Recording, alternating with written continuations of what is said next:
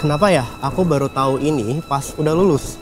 Selamat datang di Gemini Academy. Aku Farhan dan di video ini kita bakal bahas gimana caranya bantu tugas siswa dan mahasiswa yang tinggal di asrama jauh dari rumah lebih mudah dengan Gemini. Tonton terus video ini sampai akhir, atau kalau mau langsung ke bagian yang kamu suka, kalian tinggal klik timestamp-nya ya.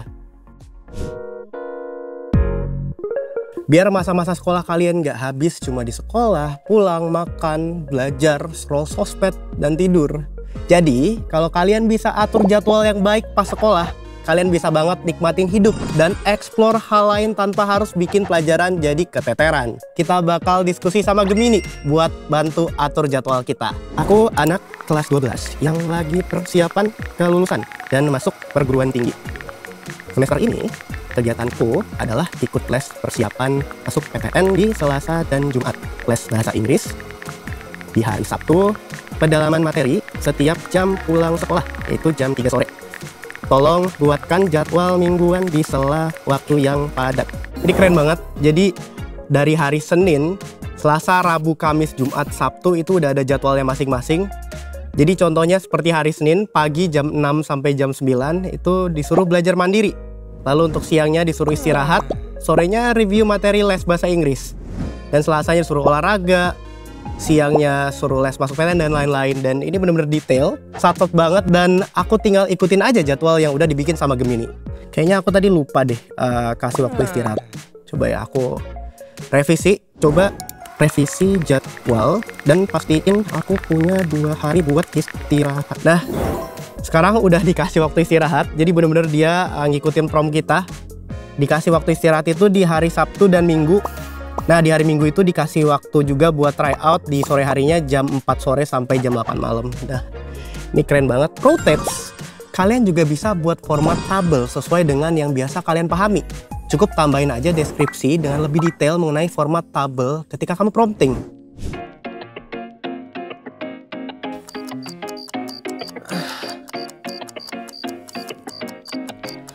Stop belajar sistem kebut semalam. Kamu bisa tuh kelompokin materi belajarnya dulu. Dengan begitu, otak kamu tuh gak gampang capek dan bisa lebih fokus deh belajarnya. Kamu tinggal diskusi ke Gemini. Kebutuhan belajar kamu gimana? 7 hari lagi UTS. Ada 10 mata pelajaran yang materinya harus aku pelajari. Tolong buatkan jadwal belajar mencicil untuk semua mata pelajaran. Jadi ada 7 hari lagi. Dan dia bagi per waktu juga ya. Ada pagi, siang, sore, malam. Contoh di hari pertama itu kita paginya belajar matematika, lalu siang istirahat, sore belajar bahasa Indonesia, dan malam review materi. Dan di hari kedua kita belajar fisika, siangnya istirahat, sore sejarah, dan malam review materi. Tinggal diikutin aja dan disesuaikan dengan kebutuhan kita. Contohnya aku minta untuk diupdate jadwalnya seperti ini. Aku mau dibagi waktu 3 jam untuk setiap mata pelajaran yang mau dipelajari. Contoh jam 6 sampai jam 9 pagi itu matematika, siangnya istirahat, lalu di sore hari jam 2 sore sampai jam 5 itu bahasa Indonesia, dan di malam hari itu jam 7 malam sampai jam 10 malam itu untuk review matematika. Nah, ini preferensi personalku. Aku bisa menciptakan lingkungan belajar yang nyaman dan bebas gangguan itu kalau dengerin playlist white noise atau musik klasik. Rekomendasikan playlist white noise dan musik klasik di YouTube. Nah, ini tinggal kita klik salah satunya aja yang kita suka. Dan ini ada banyak pilihannya juga, biar video dan playlistnya nggak itu-itu aja dan nggak bikin bosen. Mari kita cobain. Oke.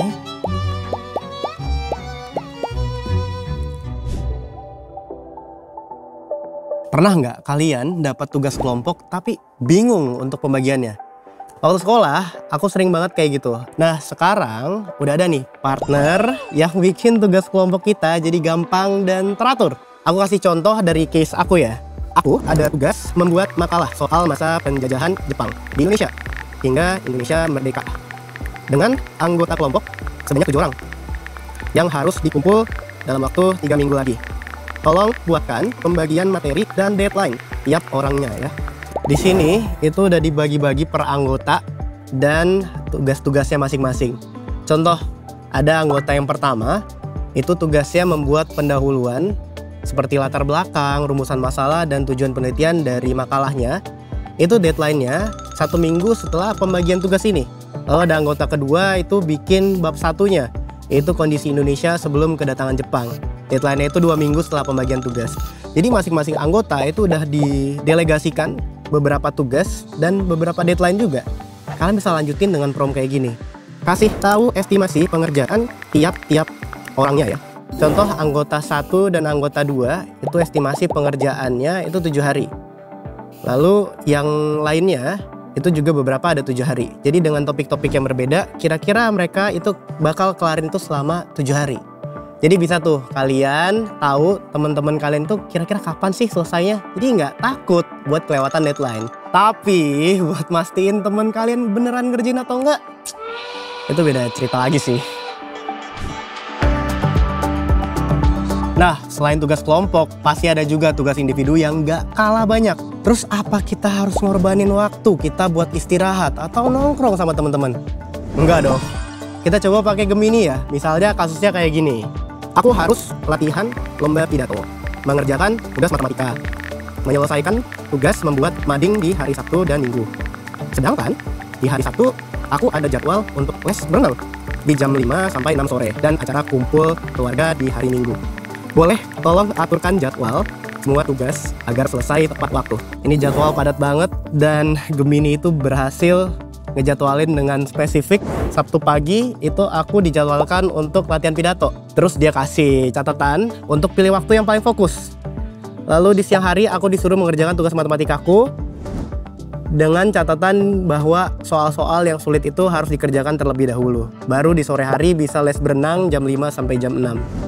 Lalu di minggu hari itu aku sempat membuat mading di pagi hari. Dan siangnya sempat juga untuk istirahat dan kumpul keluarga. Dan sore kita ngelanjutin lagi membuat mading. Ini keren banget sih. Jadwal kita jadi bener-bener teratur banget dan detail dan diberikan catatan juga. Punya banyak waktu berarti bisa lebih banyak beraktivitas. Kayak me time sambil olahraga. Nah, kalau jadwal kamu udah teratur, kamu juga bisa tahu tuh waktu luang kamu ada banyak atau enggak. Ada nggak kegiatan yang lain bisa kamu sisipin selain sekolah, les, atau ekstrakurikuler? Kita coba diskusi sama Gemini ya. Aku memiliki waktu terbatas di luar pekerjaan dan ingin memanfaatkan pengalaman co-kurikuler aku sebaik mungkin. Bisakah kamu menyarankan beberapa aktivitas yang menawarkan pengembangan keterampilan, peluang jaringan, dan pertumbuhan pribadi sambil juga sesuai dengan jadwal saya yang sibuk? Wah, dia kasih beberapa pilihan yang bisa kita lakuin. Jadi Gemini itu kasih kursus online, ada juga workshop atau webinar, ada proyek pribadi dan volunteer.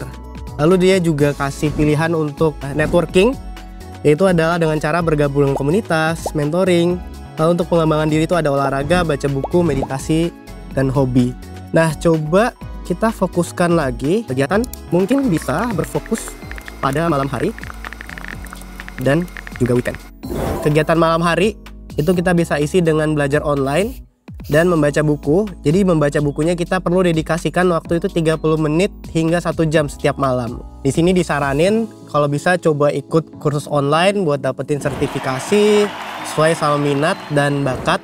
Kita juga disaranin untuk garap blog. Nah, kebetulan juga aku emang punya website.